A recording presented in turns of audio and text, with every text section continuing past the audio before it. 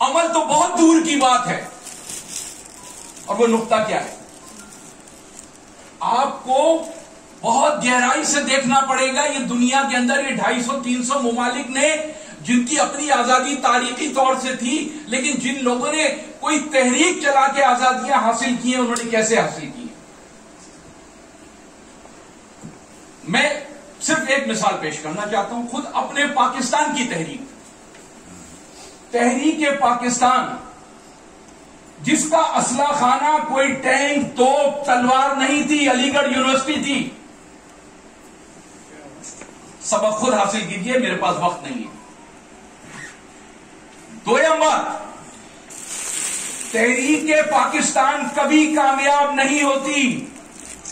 دعوے سے کہہ رہا ہوں، 30 سال چلاتے رہو، 130 سال، 1300 سال بھی چلاتے رہو. تحریک آزادی تک، تحریک پاکستان اس وقت تک کامیاب نہیں ہوتی جب تک ایک قائد اعظم نہیں ہوتا. مجھے بتاؤ کہ آپ کے اس آزاد کشمیر میں یا آپ کے اس محفوظہ کشمیر میں قائد اعظم کون ہے؟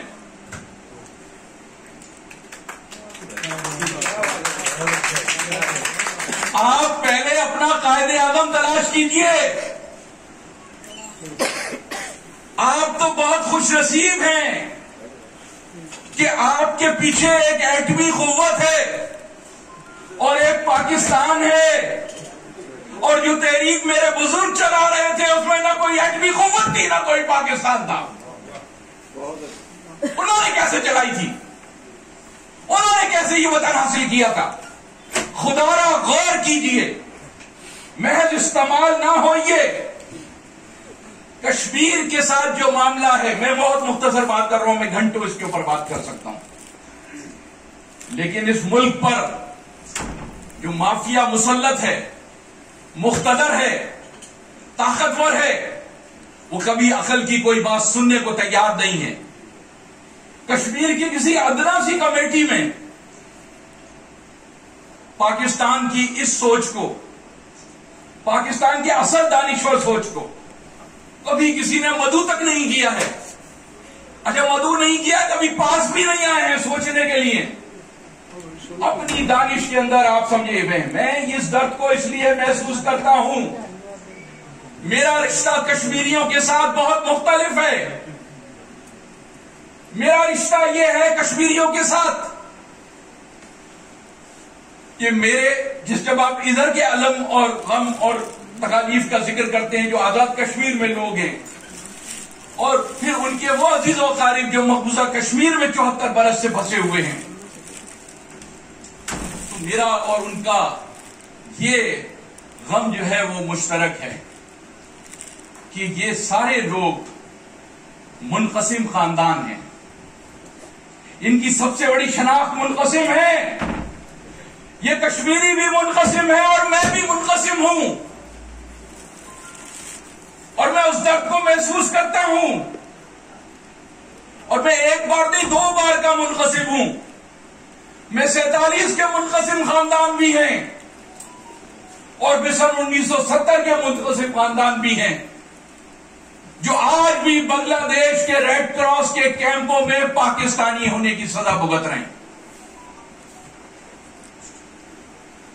بے نہیں 47 کے منقسم خاندان، خود میں آپ کے سامنے موجود ہے کہ میرا والد پاکستان کے اندر بعد میں رحلت ہو گئی، انتقال فرما گئے، لیکن ایک مرتبہ جب ہندوستان سے آ گئے تو پھر واپس نہیں جا سکے. اپنی چھوٹی چھوٹی بہنوں کو چھوڑ کر آئے تھے جن کی شادیاں بھی بعد میں ہوئی. کبھی ان کی صورت دوبارہ نہ دیکھ سکے. تو پاکستان کے لیے جو میرے جذبات ہیں، تو میں سمجھتا ہوں کہ کشمیریوں کے ساتھ جو ایک المیہ ہے، انسانی المیہ ہے، کہ یہ منقسم خاندانی، اس کا جلد از جلد فیصلہ ہونا چاہیے. اس میں دیر نہیں لگنی چاہیے. قاضی صاحب نے 30 سال پہلے کشمیر ڈے یکجہتی کیا. 30 سال 20 years have gone. 74 سال پاکستان ہو گئے ہوں گے. آپ کوئی ایٹمی طاقت، اس کا استعمال کیا ہے؟ میں نہیں کہہ رہا کہ آپ ایٹم بم استعمال کر لیجئے، میں آپ سے عرض یہ کر رہا ہوں، اور یہ بات صرف اس لیے کہہ رہا ہوں بخدا کہ یہاں سے کسی کے ذریعے سے کہیں تک پہنچے، کہ بھارت نے جو کچھ کشمیر میں کیا وہی حیدرآباد دکن میں کیا، وہی جوناگڑھ میں کیا، حالانکہ تقسیم کے فارمولے کے تحت جب یہ طے ہو گیا تھا کہ صوبوں کے اندر ووٹ کی بنیاد پہ فیصلہ ہوگا اور ریاستوں کے اندر وہاں کے حکمران راجا مہاراجے فیصلہ کریں گے، اور اس کو مسلم لیگ نے قبول کیا تھا، قائد اعظم نے قبول کیا تھا، ضد کی تھی، نہرو منع کر رہا تھا، لیکن جب یہ فیصلہ ہو گیا تو کشمیر کے راجا نے اس کو بھارت کے ساتھ انیکس کا فیصلہ کیا، لیکن حیدرآباد دکن اور جوناگڑھ کے حکمرانوں نے اسے پاکستان کے ساتھ انیکس کا فیصلہ کیا۔ وہ کیسے آج ہندوستان میں ہیں؟ وہ ایسے ہندوستان میں ہیں جیسا بردی بھائی نے کہا کہ بھارت نے اپنی اگریشن کے ذریعے قبضہ کر کے اس کو 74 برس سے اپنے ساتھ۔ تو بھائی اگریشن کا مقابلہ یہ کانفرنس تھوڑی ہے، 74 برس گزر گئے، آپ کو بھی اگریشن کرنی چاہیے، آپ کا انتظار کر رہے ہیں، اور ابھی کون سا میزائل مزید بنانا ہے آپ نے، وہ بھی بنا لیں۔ کشمیر کا فیصلہ آپ کو بخدا کہہ رہا ہوں بہت معصوم ہے، شاید ان کو لیڈرشپ کی بھی ضرورت ہے کشمیریوں کو، خدا کی قسم جو تبدیل شدہ دنیا ہے اس میں فیصلے کیسے ہوتے ہیں، جس کا پہلا نقطہ پہلے بتا دیا، اتنے مختصر وقت میں اتنی لمبی بات نہیں کر سکتا۔ پہلا نقطہ کہ پہلے اپنا قائد اعظم بناؤ، دوسرا نقطہ اور آخری بات،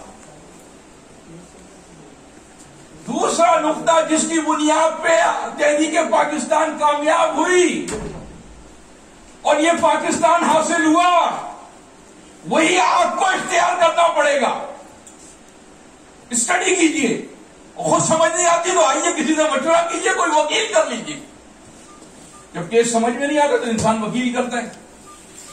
تو میرے بھائیوں، دوسرا نقطہ، آخری بات، دوسرا نقطہ، اگر 1946 کے الیکشن کے نتائج نہیں ہوتے تو پاکستان نہیں بنتا۔ کوئی ہے اس سے انکار کرے؟ کون سا دانشور ہے پاکستان کا؟ آئے بیٹھے، کوئی میڈیا بات، ہم بات کرتے، ہم بتاتے۔ 46 کے انتخابات میں بھارت کے اقلیتی مسلمان صوبوں میں 46 کی 46 نشستیں مسلم لیگ نے جیتی۔ یہ سیاسی فیصلہ تھا، یہ سیاسی لوگوں نے کیا تھا کام، کسی فوج نے نہیں کیا تھا۔ اور اس کے بعد پاکستان کی منزل 2 قدم پہ رہ گئی اور 47 آ گیا۔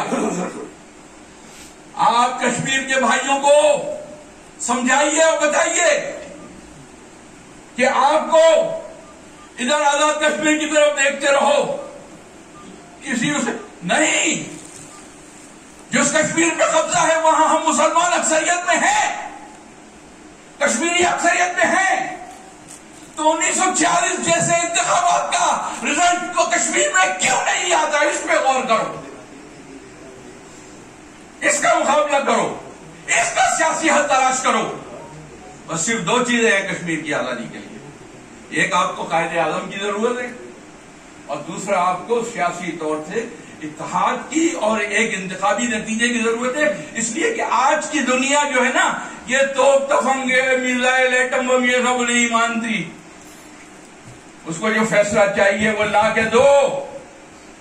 آپ کے 2 چیزوں کی تیاری کرو، میں 6 مہینے میں تمہیں کشمیر آزاد کروا کے دکھاؤں گا۔